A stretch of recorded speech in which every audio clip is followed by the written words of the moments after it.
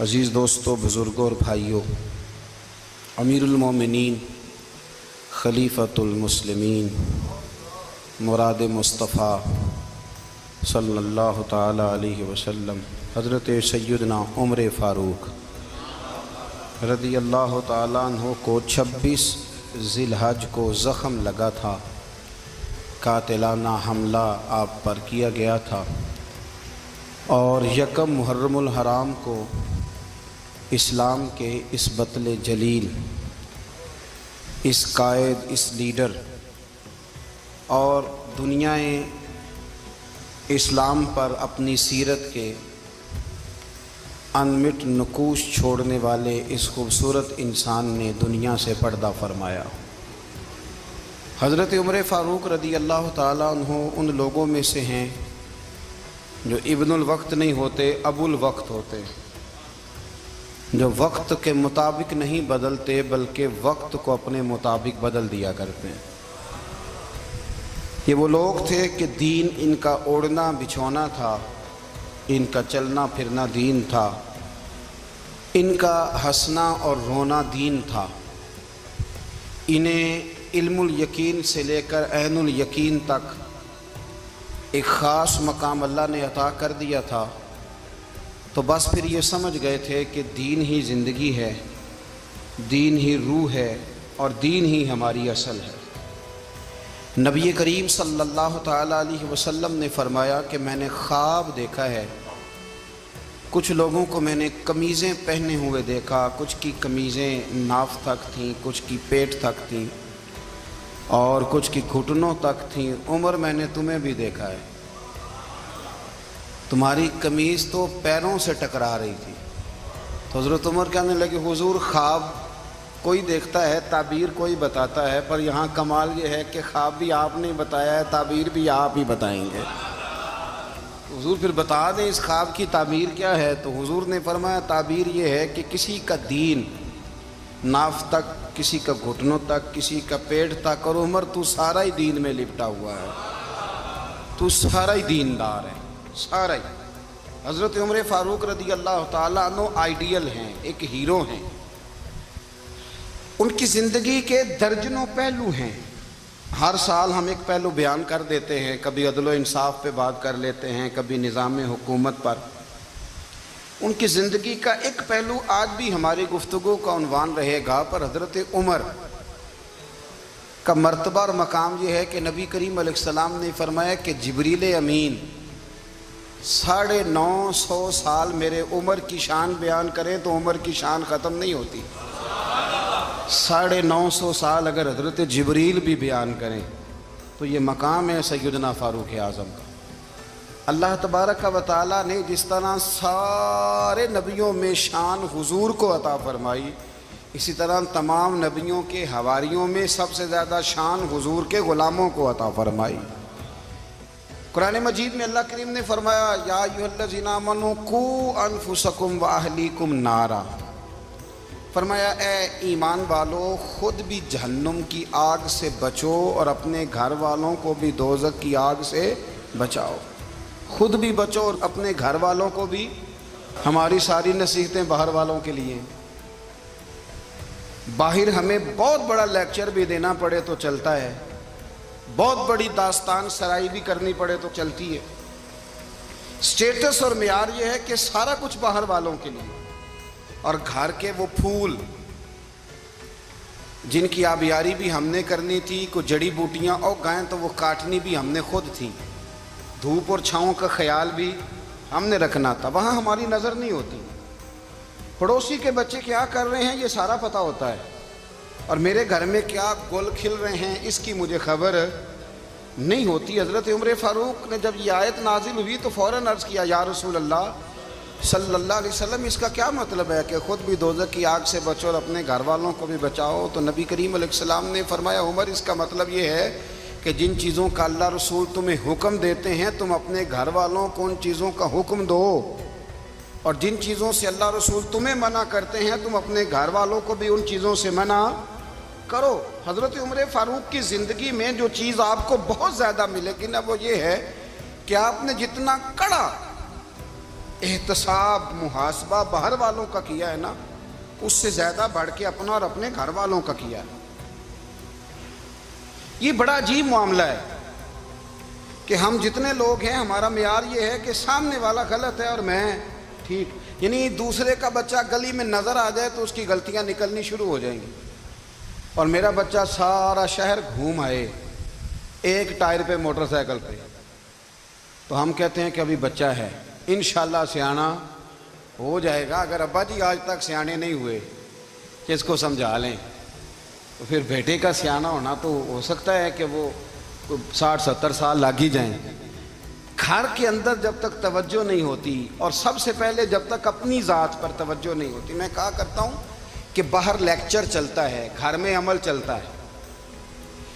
Lecture باہر چلتا ہے، گھر کے اندر عمل چلے گا۔ باہر تو آپ نے کہہ دیا نماز پڑھا کرو، ختم ہو گئی بات، لیکن گھر میں بچے نماز تب پڑھیں گے جب ان کے والد نماز پڑھیں گے۔ گھر میں کہہ دیا پردہ کرو، پر گھر میں بچیاں پردہ تب کریں گی جب ان کی اماں پردہ کرے گی۔ گھر کے اندر عمل چلتا ہے، باہر تو چلو بات بھی چل جاتی ہے۔ تو والد کا جب تک کردار بچے نہیں دیکھتے جب تک، اتنی دیر تک ان کا تبدیل ہونا ممکن نہیں ہوتا۔ حضرت عمر فاروق رضی اللہ تعالیٰ عنہ نا باہر والوں کا بھی بڑا سخت حساب کرتے تھے۔ بڑا ایک گورنر صاحب نے لباس بڑا شاندار پہننا شروع کر دیا تھا، تو حضرت عمر نے اتروا کے نا تو انہیں ٹاٹ کا لباس پہنا کے تو اونٹ چرانے کی ڈیوٹی دے دی تھی۔ اتنا سخت احتساب کرتے۔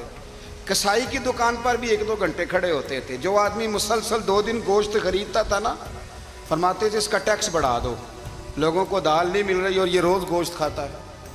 حضرت فاروق اعظم، اس کو جزیہ کہا جاتا تھا، یا کچھ اور معاملات ہوتے تھے بڑھا دیتے تھے۔ مسلسل جو 2 دن آدمی گوشت کھاتا تھا، فرماتے تھے مدینے میں غربت ہے، اگر یہ والا نظام تم کرو گے تو غریب لوگ کس کی طرف دیکھیں گے۔ لیکن اس سے زیادہ بڑھ کر جو ان کی زندگی کا معیار اور سٹیٹس تھا وہ یہ تھا کہ اپنے گھر کا خاص خیال رکھتے، خاص توجہ کرتے۔ ملک شام سے اور ایران سے کچھ لوگ آپ کی خدمت میں آئے، تو وہاں سے کچھ کنیزیں بھی آئیں ان کے بادشاہ کا پیغام لے کے۔ شاہ ایران کی کنیز کو ملکہ نے کہا کہ نا حضرت عمر کی زوجہ کو دیکھ کے آنا ذرا کس طرح کی ہے۔ ہمارے ملک میں کیا کہتے ہیں، خاتون اول، باقی سارے دوؤں میں خاتون اول، ذرا خاتون اول کو دیکھ کے آنا۔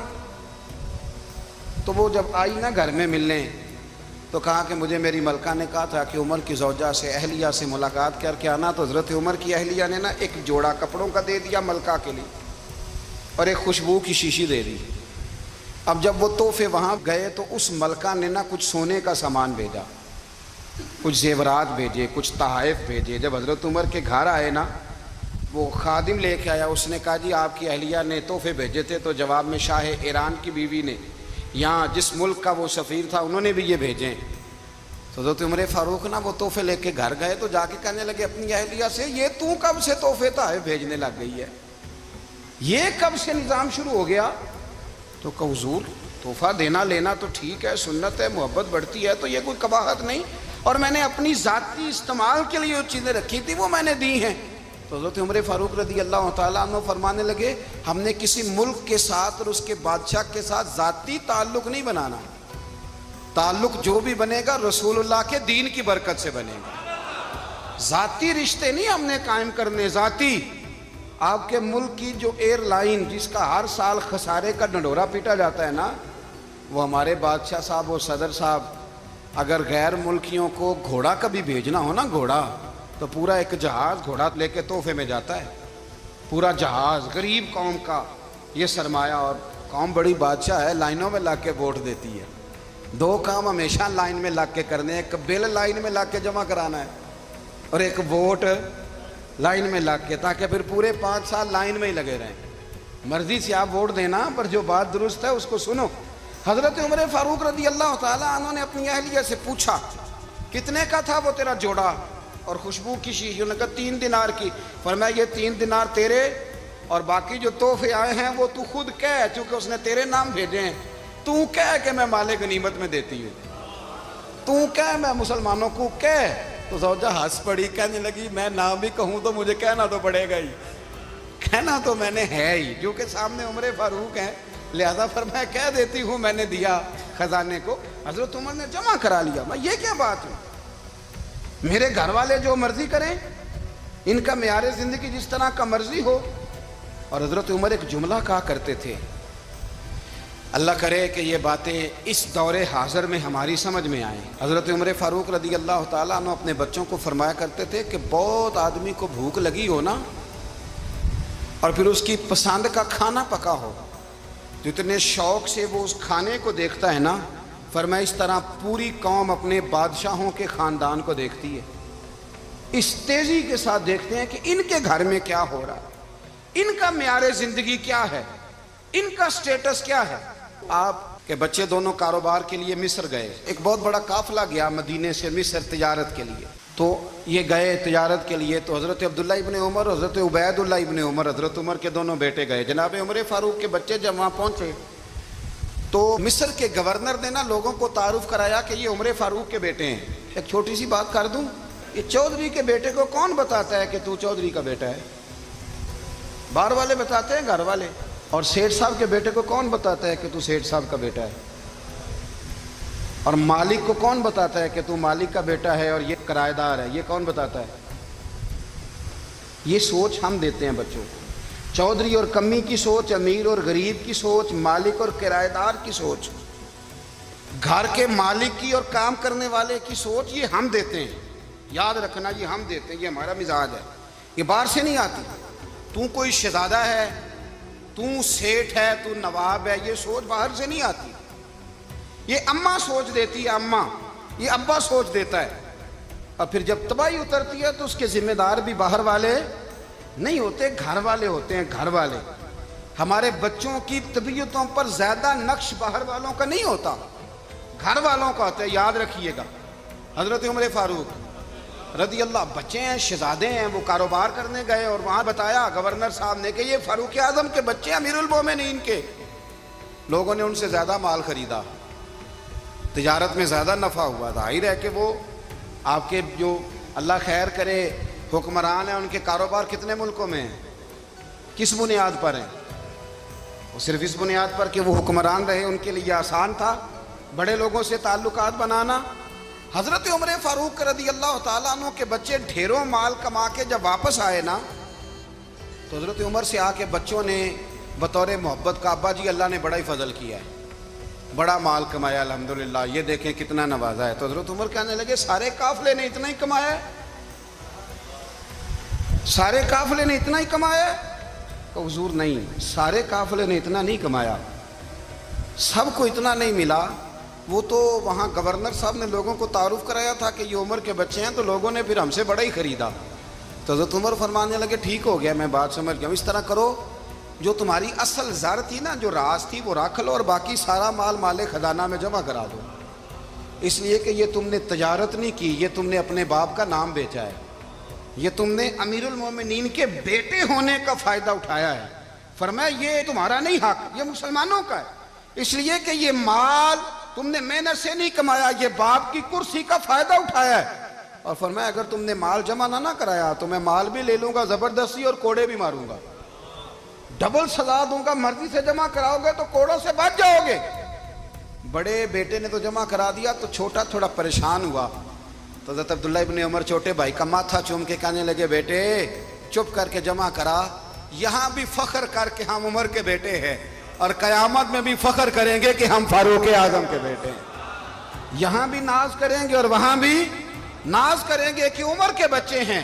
ہمارے باپ نے خود بھی حلال ہی کھایا ہے، اور جب ہماری کمانے کی باری آئی ہے تو ہمیں حکم بھی حلال کھانے کا دیا۔ بھائی ہمارا مزاج نہیں، بچہ جب لے کے آتا ہے 2 لاکھ روپیہ تو کبھی پوچھے کہاں سے آیا ہے؟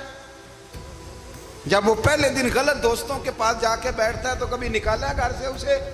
یہ بہت سارے خمیازے ہمیں اس لیے بھگتنے پڑتے ہیں کہ ہم ابتدا میں سوراخ بند نہیں کرتے، جب اس میں شگاف پڑ جاتا ہے، سیلاب آتا ہے تو ہمیں ہوش آتی ہے۔ حضرت عمر نے اپنے گھر میں نگرانی رکھی، کڑی نگرانی، زیادہ نماز گھر میں پڑھتے تھے حضرت عمر، نفلی نمازیں زیادہ کیوں بلا؟ میرے اساتذہ مجھے حکم دیتے تھے کہ فرض نماز کے علاوہ نمازیں گھر میں پڑھنا، بچوں کو عادت پڑے گی، ذوق پیدا ہوگا, ان کو پتہ چلے گا کہ ہمارے گھر میں 5 وقت کوئی اور کام بھی ہوتا ہے. بھائی یاد رکھیں کہ آپ نے اگر سجدہ کرنا ہے تو بچہ لیٹ جائے گا, اسے پتہ کوئی نہیں سجدہ کیا ہے. لیکن جب گھر میں کبھی قرآن ابا جی کھول لیں نا, میں اکثر کہتا ہوں جب ابا جی کا موڈ بن جائے نا لیکچر دینے کا, وہ گھر میں شروع ہو جاتے ہیں, کہتے ہیں آپ لوگ نماز نہیں پڑھتے اس لیے میرے کاروبار میں برکت کوئی نہیں, تم سویرے قرآن پاک نہیں کھولتے تو میں تباہ ہو گیا. تو میاں آپ نے کب گھر میں قرآن پاک کھولا تھا؟ آپ نے کب نماز پڑھی؟ آپ نے کب گھر کے اندر اللہ رسول کا ذکر کیا تھا؟ آپ نے کب حدیث چھیڑی؟ آپ نے بھی تو گھر کے اندر جب بھی آپ آئے ہیں تو آپ نے وہی کچھ کیا جو دنیا دار کرتے ہیں. آپ بھی تو اپنا موبائل لے کے الگ کونے میں بیٹھ گئے.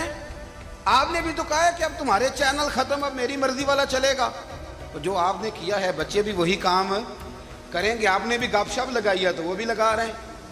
یہ سمجھ لیں جو کام آپ کریں گے آپ اپنے بچوں کی سیرت میں اس کا جلوہ دیکھ لیں گے. بڑی پکی سی بات ہے کہ آپ کو بچے کی عادتیں دیکھ کے سمجھ آ جائے گی کہ میں بھی یہی کرتا تھا اور یہ بھی. حضرت عمر فاروق رضی اللہ تعالیٰ عنہ وصال فرما گئے تو آپ کے وصال کے بعد حضرت عثمان غنی رضی اللہ تعالیٰ عنہ نے آپ کی ایک بیوہ سے نکاح کیا. حضرت عمر کی ایک بیوہ سے جب وہ آپ کے نکاح میں آئی تو کہنے لگی حضرت عثمان غنی سے کہ حضور نہ تو میں خوبصورت ہوں اور نہ میں جوان ہوں, نہ آپ کی کوئی خدمت کر سکتی ہوں, میرے ساتھ نکاح کرنا سمجھ میں نہیں آیا. کیا شاندار جواب دیا حضرت عثمان غنی نے, کیا خوبصورت جواب دیا. فرمانے لگے میں نے اس لیے نکاح نہیں کیا کہ مجھے تمہارے حسن سے دلچسپی تھی یا تمہاری خدمت کی ضرورت تھی, میں نے تو اس لیے نکاح کیا ہے کہ مجھے بتاؤ عمر فاروق گھر کے اندر اپنے رب کی عبادت کس طرح کرتے تھے, وہ قرآن پاک کس طرح پڑھتے تھے, وہ رویا کیسے کرتے تھے, استغفار کا طریقہ کیا, کس وقت کس انداز میں وہ اپنے رب کو یاد کرتے تھے. اس لیے کہ عمر کئی دفعہ گھر سے آتا تھا تو میں اس کے چہرے پر نور دیکھا کرتا تھا, میں روشنی دیکھتا تھا, ایک معیار دیکھتا تھا. نکاح اس لیے کیا ہے کہ مجھے عمر کی جو گھر کے اندر کی عبادت ہے اس سے آگاہ کرو, تاکہ عثمان غنی بھی چاہتے ہیں اس طرح کے عمل کرو جس طرح کہ عمر فاروق کر کے گئے ہیں. بھائی جب تک ہم اپنے گھر میں وہ توجہ نہیں دیں گے, وہ مزاج دیکھیں نا, ہمارے گھروں میں جب نقشہ پاس ہوتا ہے تو ٹی وی لان بھی اس میں ہوتا ہے, ڈرائنگ روم بھی ہوتا ہے, نماز کی جگہ بھی ہوتی ہے نقشے میں.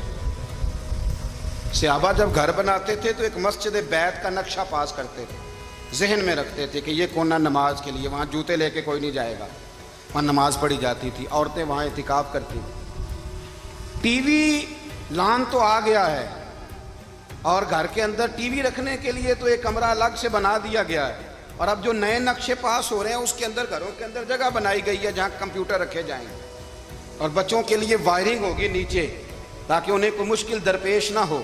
یہ ساری چیزیں ہم نے نہانے کے لیے گھروں کے اندر اتنے بڑے واش روم بنائے ہیں کہ لگتا یہ ہے کہ سوائے نہانے کے اور کام ہی نہیں کوئی گھر میں ہوگا. ہر چیز آ گئی, پر اللہ کرے کوئی تفسیر بھی ٹیبل پہ پڑی نظر آئے, کوئی حدیث کی کتاب بھی ٹیبل پہ پڑی نظر آئے. اللہ کرے کہ جس طرح ابا لطیفہ سن کے آتا ہے تو جب تک سنا نہ لے اسے ہضم نہیں ہوتا. اللہ کرے کہ وہ جمعے میں بیان سن کے جائے تو اس کا بھی دل کرے میں اپنے بچوں کو سناؤں. وہ نبی پاک کی کوئی حدیث کہیں سے سنے تو گھر جا کے سنائے. جب تک یہ معیار نہیں بنتا آپ کیسے توقع کرتے ہیں کہ گھر کے اندر اللہ کی رحمتیں نازل ہوں گی؟ آپ یہ کیسے توقع کرتے ہیں کہ گھر کے اندر وہ معیار اور وہ مزاج بنے گا؟ حضرت عمر فاروق نے ذاتی زندگی پر جو توجہ دی, گھر والوں کے معیار پر جو توجہ دی حضرت عمر فاروق رضی اللہ تعالیٰ عنہ نے, وہ بھی بڑی دیدنی ہے. حضرت ابو موسیٰ اشعری کو نا آپ نے وزیر خزانہ بنایا تھا, تو حضرت ابو موسیٰ اشعری کہتے ہیں کہ حضرت عمر کو شیخ خزانے میں رہنے تو دیتے نہیں تھے. ایک دن نا میں صفائی کر رہا تھا اس کمرے کی جس میں خزانہ رہتا تھا.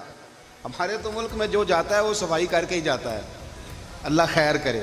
اور خیر معیار بدلتا ہے, جو پچھلی حکومت ہوتی ہے وہ قرضہ اٹھاتی ہے, وہ باہر سے جاتی ہے تو قرضہ لے کے آتی, اور جو نہیں آتی ہے وہ کہتی ہے ہمیں پیکج مل گیا ہے. وہ قرضہ نہیں اٹھاتے, ان کو کیا ملتا ہے, یعنی پچھلی نے قرضہ لیا تھا اور ہم نے, واہ جی واہ کیا خوبصورت انداز ہے, اس کا نام بدل کے نا انہوں نے قرضہ لیا تھا اور ہم نے, میں کہا بڑے شاندار سیانے بندے ہو گئی. حضرت سیدنا ابو موسیٰ اشعری کہتے ہیں کہ میں نے نا مال غنیمت کی صفائی کی تو 1 دینار مجھے نا کہیں پڑا ہوا مل گیا. تو فرماتے ہمیں اجازت ہوتی تھی کہ 1 دینار ہم اپنی مرضی سے کہیں خرچ کر سکتے تھے. اگر آپ ناراض نہ ہوں تو ہمارے ہاں جب چیئرمین صاحب ناظم صاحب ٹھیکے دیتے ہیں تو ٹھیکیدار ان کا چھوٹا بھائی ہوتا ہے یا چچا کا بیٹا ہوتا ہے یا خالہ کا بیٹا ہوتا ہے. وہ خود ناظم ہوتے ہیں اور ان کا چھوٹا بھائی ٹھیکیدار ہوتا ہے. یعنی وہ نا سارا کچھ گھر کے اندر ہی رہتا ہے. گھر کے اندر ایک پیسہ دیتا ہے, دوسرا واپس اس کو واپس کر دیتا ہے. گھر کے اندر ہی. اب تو خیر ہمارے لوگ سمجھدار ہو گئے. ایک بندہ ایک سیاسی جماعت میں ہوتا ہے, دوسرا دوسری میں, اور تیسرا جس کی بھی حکومت آئی حکومت تو ہماری رہے گی نا. ایک بندہ تو ہے نا اس جماعت میں. یہ اچھا لوگوں نے ایک طریقہ نکالا ہے. تو حضرت عمر کے بیٹا گزر رہا تھا تو حضرت ابو موسیٰ اشعری کہتے ہیں میں نے صفائی کی تو 1 دینار نکلا. تو میں نے وہ 1 دینار نا حضرت عمر کے بیٹے کو دے دیا. میں نے کہا لو بیٹا اپنے چچا کی طرف سے تحفہ. تو گھر جا کے انہوں نے حضرت عمر کو بتایا کہ چچا نے پیسے دیے ہیں. چھوٹے بچے تھے. حضرت عمر نے حضرت ابو موسیٰ اشعری کو بلا لیا اور بلا کے فرمانے لگے میں تو تمہیں اپنا دوست جانتا تھا اور تو نے میری اولاد کو ہی دنیا دار بنانا شروع کر دیا. میرے بچوں کو ہی تم نے دنیا دار پیسوں پہ لگانا شروع کر دیا. میں تو تمہیں یار سمجھتا تھا. فرمایا تمہیں چاہیے تھا میرے بیٹے کو نصیحت کرتے کہ بیٹا پیسوں سے رب راضی نہیں ہوتا, اس کی رضا والے کام کیے جائیں تو رب راضی ہوتا. اور فرمایا تمہیں کوئی اور گھر نہیں ملا تھا تباہ کرنے کے لیے, میرا ہی گھر ملا تھا. اٹھاؤ اپنا دینار اور خبردار آج کے بعد میرے بچوں کے ساتھ یہ والی نیکی نہ کرنا. اور ہمارا کیا سٹیٹس ہے, دوستی ہے اس سے جو تحفے زیادہ دے, جو بچوں کو خراب کرنے میں مدد زیادہ کرے اس کے ساتھ یہ رہنا. حضرت عمر نے گھر پہ اور سب سے بڑھ کر اپنی ذات پہ توجہ کی. حضرت ابو مالک رضی اللہ تعالیٰ عنہ کہتے ہیں میں عمر کے پیچھے پیچھے ایک باغ میں گیا, اکثر اس باغ میں جایا کرتے تھے. اور عمر جا کے نا تو درخت کے نیچے بیٹھ گئے اور فرمانے لگے او امیر المومنین اللہ سے ڈر جا, ورنہ جس رب نے حکومت دی ہے وہ عذاب بھی بڑھا دے گا. ڈر جا رب سے. کبھی ساری زندگی حضرت عمر نے اپنا کوئی تعارف نہیں کرایا, کبھی نہیں. ایک بندے نے آپ کے سامنے تعریف کر دی آپ کی تو فرمانے لگے تو خود بھی ہلاک ہوا اور مجھے بھی ہلاک کر دیا. کیا ضرورت پڑی ہے میری تعریفیں کرنے کی, اتنی دیر میری تعریف میں لگائی. اللہ کا ذکر کرتا رب تجھے ثواب دیتا, حضور پہ درود پڑھتا تو رب تیرے اوپر رحمتیں نازل کرتا. کس چکر میں ہے؟ آج جتنا اچھی کوئی خوشامد کرے اتنی اچھی وزارت ملتی ہے, جتنی اچھی اس کو جو ہے وہ چاپلوسی کرنی آیا درجہ بھی اسے اتنا ہی اچھا ملتا ہے. حضرت عمر فاروق رضی اللہ تعالیٰ عنہ آپ کے بیٹے کہتے ہیں, صاحب فتوح الشام نے لکھا ہے, آپ کے صاحبزادے کہتے ہیں میں نکلا تو میرے ابا جی نا اپنی پشت پر مشکیزہ رکھ کے کنویں سے پانی بھر کے آ رہے تھے. میں دوڑ کے آگے گیا, میں نے کہا ابا جی مجھے دے دے. فرمانے لگے بیٹا تیرا کیا خیال ہے, کوئی اور نہیں تھا مشکیزہ بھر کے لانے کے لیے, تیرا کیا خیال ہے؟ کہا ابا جی بڑے لوگ تھے پر آپ کیوں اٹھا رہے ہیں؟ فرمانے لگے نفس نا ذرا میرا بڑا ہو گیا تھا, اسے ذرا ذلیل کر رہا ہوں, ذرا اپنا محاسبہ کر رہا ہوں. یہ مجھے کہہ رہا تھا تو بڑی چیز ہے, تو میں نا ابھی مشکیزہ گھر رکھ کے آؤں گا, پھر تیری ماں نے مجھے کہا ہے کہ گھر میں لکڑیاں کوئی نہیں جلانے کے لیے, پھر میں جنگل سے لکڑیاں کاٹ کے لاؤں گا. امیر المومنین بن کے نا تو میرا نفس تھوڑا بڑا ہو گیا. اب یقین کریں ہمارا آزما خراب ہو جاتا ہے جب تک ہمارا تعارف صحیح نہ ہو, ہمارا تعارف ٹھیک نہ ہو. میں یہ ہوتا ہوں, میں وہ ہوتا ہوں, چھوڑ مٹی دیں تے مٹی رہنا ہی, مٹی دیں تے مٹی دیں تے مٹی رہنا ہی. ایویں کادی بلے بلے اج مٹی دے اتے بندیا تے کل مٹی دے تھلے, مٹی دیں تے مٹی رہنا ہی. کادی بلے مجھے پوچھ لو, مجھے جان لو, میرا نام لے لو, میں بھی آیا ہوں, میں بھی ہوتا ہوں, میرا بھی یہ تذکرہ ہے. جس کو اپنا تعارف کرانا پڑ گیا اس سے بھی زیادہ کمزور کوئی ہے. فوٹو میں دکھاتا پھرتا ہے فلانے کے ساتھ فوٹو, فلانے تو کمزور بندے یہ کام کرتے. حضرت عمر فاروق اللہ اکبر, حضرت عمر جیسا بندہ 24 لاکھ مربع میل کا حکمران, اور شاہ روم کو خط لکھ کے کہتا ہے میں منت نہیں کرتا میں حکم دیتا ہوں. اتنا تگڑا بندہ. جنگ قادسیہ کے لیے حضرت سعد بن ابی وقاص کو بھیجا, فتوح الشام پڑھ کے دیکھیں. حضرت عمر بڑے پریشان ہیں, اتنے دن ہو گئے کوئی رپورٹ ہی نہیں آئی. اب تو موبائل ہے نا, ایک ایک منٹ کی رپورٹ لیں آپ, بلکہ آپ ایک ایک منٹ کی فوٹو لیں, آپ رپورٹ تو دور رہ گئی. حضرت عمر فاروق رضی اللہ تعالیٰ عنہ بڑے پریشان ہیں کہ قادسیہ میں حضرت سعد بن ابی وقاص کے ساتھ لوگ جہاد کرنے گئے, رپورٹ کوئی نہیں آ رہی. اتنے پریشان تھے کہ باہر نکل کے نا اس رستے پہ بیٹھ جاتے جو رستہ قادسیہ کی طرف سے آتا تھا. جو بھی آتا جاتا پوچھتے جنگ کے کیا حالات ہیں. ادھر جب اللہ نے فتح دے دی نا تو حضرت سعد بن ابی وقاص رضی اللہ تعالیٰ عنہ نے ایک قاصد کو خط دے کے بھیجا، کہنے لگے عمر کے پاس جاؤ، انہیں اطلاع دو کہ الحمدللہ اللہ نے اسلام کو فتح عطا کر دی۔ یہ حضرت عمر کو جا کے دینا، وہ بڑے پریشان ہوں گے۔ وہ جو اس زمانے میں اس طرح ہوتا تھا کہ کئی دور دور سے صحابہ جو دوسرے شہروں کے ملکوں کے رہنے والے ہوتے تھے وہ بھی آ کے شامل ہو جاتے تھے جہاد میں۔ کوئی ایک دفعہ مدینے آیا، کوئی 2 دفعہ آیا، پھر اپنے اپنے علاقوں میں بہت سارے لوگوں نے زیادہ دفعہ حضرت عمر کو دیکھا بھی نہیں تھا۔ وہ جو قاصد خط لے کے آیا تھا نا، اس نے 1 دفعہ دیکھا تھا، حضرت عمر بوڑھے ہو گئے، وہ پہچانتا نہیں تھا۔ ادھر سے وہ خط لے کے آ گیا، حضرت عمر مدینے سے باہر نکل کے اس روڈ پہ بیٹھے تھے جو قادسیہ سے آتا تھا۔ جب وہ اس آدمی کو آتے دیکھا تو حضرت عمر اٹھ کے کھڑے ہو گئے، فرمانے لگے قادسیہ سے آ رہے ہو؟ وہ کیا کہتا ہے؟ پھٹے پرانے کپڑے، ٹوٹے ہوئے جوتے، سر پہ پرانی پگڑی، کہنے لگے غلام مدینے کے رہنے والے ہو؟ حضرت عمر کہنے لگے ہاں مدینے کا ہوں۔ کہا میں قادسیہ سے آیا ہوں، الحمدللہ اللہ نے اسلام کو فتح دے دی ہے، الحمدللہ کفر کی کمر ٹوٹ گئی ہے۔ اس نے یہ بات کر کے تو گھوڑے کو ایڑی لگائی، گھوڑا دوڑنے لگا مدینے کے، حضرت عمر بھی ساتھ ساتھ دوڑ رہے، فرمانے لگے اچھا بتاؤ خالد بن ولید کا کیا حال ہے؟ تھوڑا آگے جا کے فرمانے لگے اسامہ بن زید کیسے ہے؟ وہ کہتے ہیں ٹھیک ہے۔ پھر اس نے اور گھوڑا، عمر ساتھ ساتھ دوڑ رہے ہیں، ساتھ ساتھ 24 لاکھ مربع میل کا حکمران، ایک جوتا پیر سے نکل گیا، عمر دوڑ رہے ہیں۔ آگے جا کے پوچھتے ہیں سعد بن ابی وقاص کا کیا حال ہے؟ کہ حضور وہ بھی ٹھیک ہے۔ کتنے لوگ میرے شہید ہو گئے مسلمانوں میں سے؟ کہنے لگا صحیح گنتی کا نہیں پتا، یہ لفظ ادا ہوتے ہوتے مدینے کی سرحد آ گئی۔ لوگوں نے عمر کو گھوڑے کے ساتھ دوڑتے دیکھا تو کہا امیر المومنین کیوں دوڑ رہے ہیں؟ وہ غلام چھلانگ لگا کے نیچے آیا، قدموں میں بیٹھ گیا، کہنے لگا حضور آپ نے بتایا ہی نہیں آپ امیر المومنین ہیں۔ آپ فرمانے لگے کیا بتاتا؟ میں تو اونٹ چرانے والے کا پتر ہوں، کیا بتاتا؟ وہ عمر ہوں جس نے اپنے گناہوں کا حساب دینا ہے، کیا بتاتا؟ جو سعد بن ابی وقاص کو جہاد پہ بھیج کے خود بزدلوں کی طرح گھر میں بیٹھا ہے، کیا بتاتا؟ کوئی حیثیت نہیں، کوئی تار، تو نے اچھا کیا، تو مجاہد تھا، مجھے ساتھ ساتھ دوڑایا، تو نے اچھا کیا۔ جتنے لوگ تھے چیخیں مار کے رونے لگے۔ حضرت فاروق اعظم سے کہنے لگے عمر جب تک تیرے جلوے رہیں گے اللہ کامیابیاں ہی عطا فرمائے گا، جب تک تیرا رنگ رہے گا اللہ تعالیٰ نوازتا ہی رہے گا۔ کچھ نہیں، کبھی اپنا آپ ظاہر ہی نہیں کیا۔ بہت بڑے تھے، بہت بڑے تھے حضرت عمر، بڑے تھے۔ حضرت ابو رافع غلام تھے، قرآن پاک بڑا سونا پڑھتے تھے۔ حضرت عمر جب بھی انہیں ملتے کہتے ابو رافع تو عمر سے اچھا ہے، قرآن بڑا شاندار پڑھتا ہے۔ تو وہ کہتے حضور اگر میں قرآن صحیح پڑھتا ہوں تو آپ کو قرآن کی تشریح زیادہ صحیح آتی ہے، آپ بھی تو مجھ سے افضل ہیں۔ تو آپ فرماتے نہیں پھر بھی تو مجھ سے افضل ہے۔ کیوں؟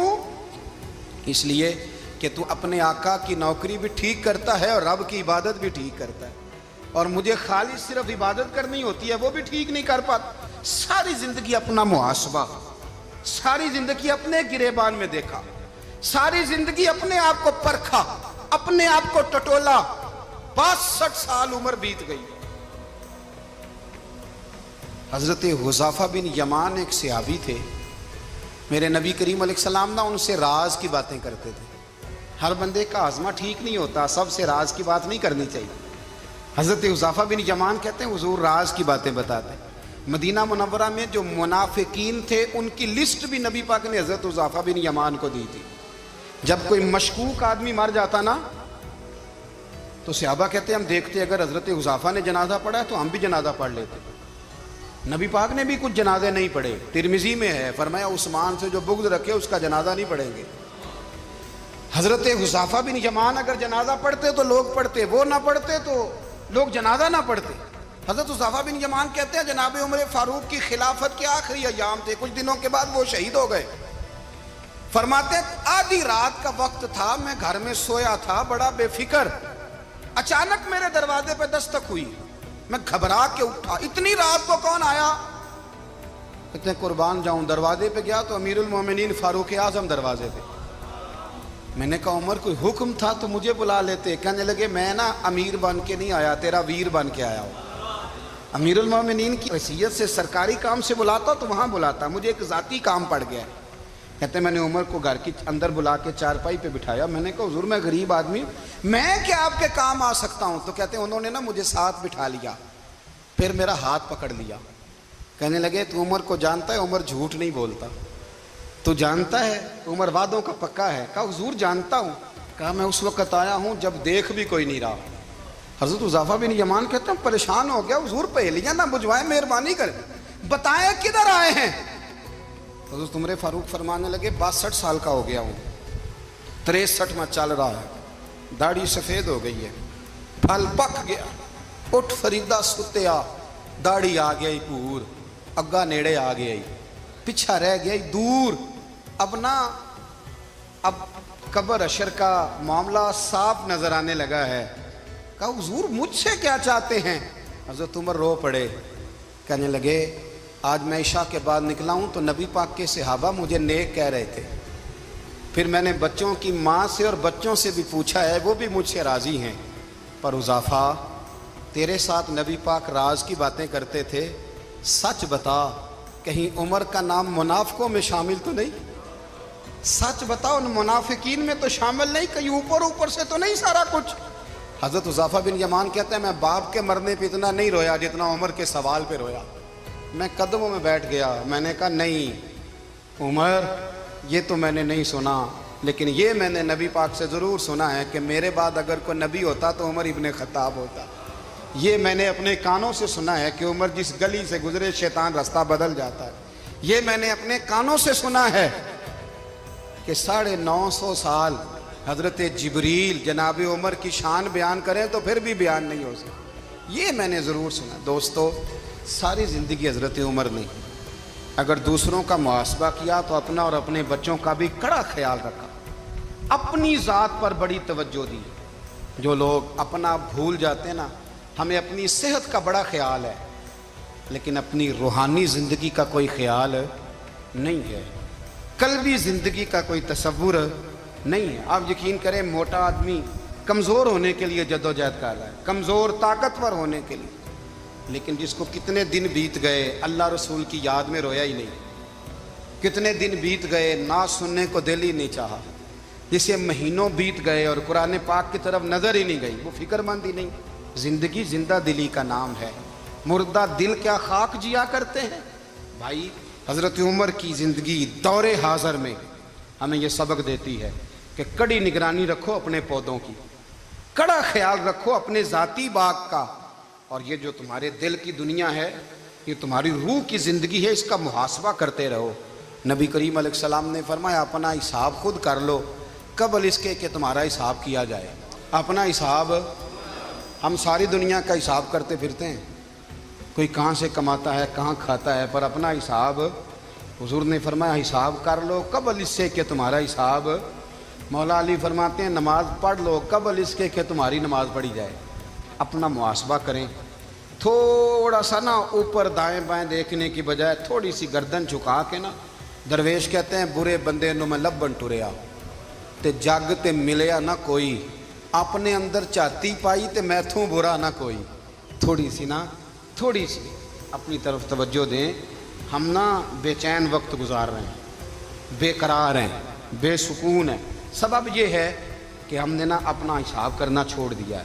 حساب کرو گے, بے حساب تو بندہ روٹی کھا لے تو بیمار ہو جاتا ہے, اور اگر زندگی بے حساب گزرے, گناہوں کا حساب ہی نہ کیا جائے, تقوی کی طرف توجہ ہی نہ کی جائے, تو پھر زندگی دشوار ہو جاتی ہے. ہمیشہ ستا اٹھ کے کوئی نہیں خوش ہوندا,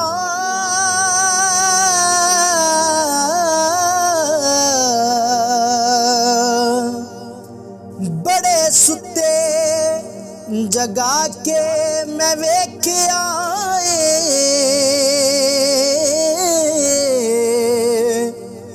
کتے جیا نہیں کوئی وفادار ڈٹھا, تے ٹکر سکا بھی پا کے ویکھ آئے.